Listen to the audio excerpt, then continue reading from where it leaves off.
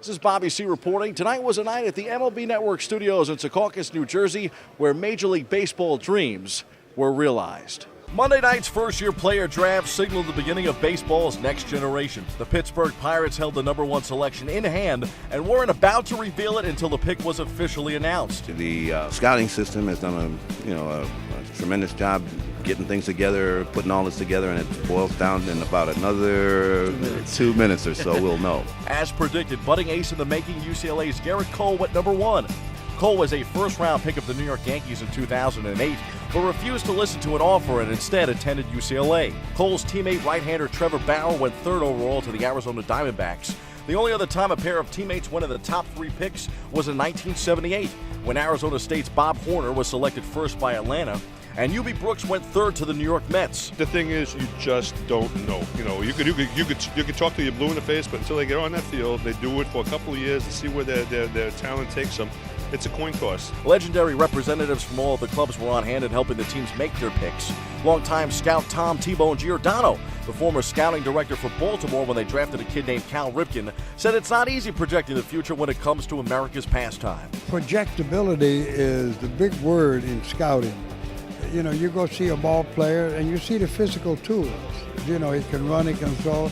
But then we have to find out, you got to find out what's inside of his gut, You got to find out what's inside of his heart, what's inside of his head. Scouts and GMs alike wish all their picks could turn out like Hall of Famer to be Roberto Alomar. I'm getting real excited. I think it's been a great journey. I've been blessed by God that gave me the talent to play this game, and doing all this, and to me it's been a blessing in disguise. So I'm going to continue to have fun and enjoy every moment.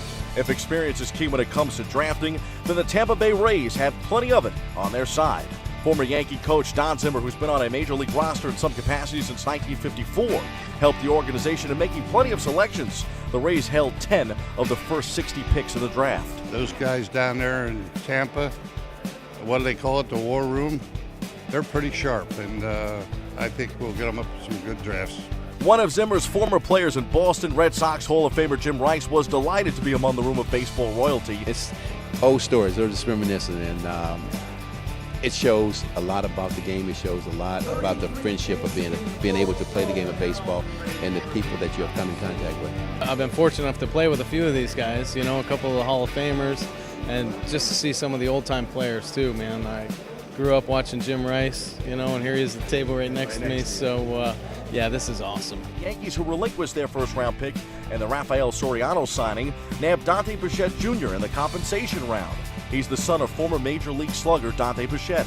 The Yanks are hopeful he has as productive a career as his big league dad. You got to have a little bit of luck in these kind of drafts, to hope that you get the right guy, the good character guy, the guy that's a workaholic and has tremendous desire. And if you find those guys, whether it be the first round or the 15th round, you're going to have yourself a pretty good ball player. There was only one major leaguer to be on hand, and no one summed up the experience of the draft better than Larry Greene.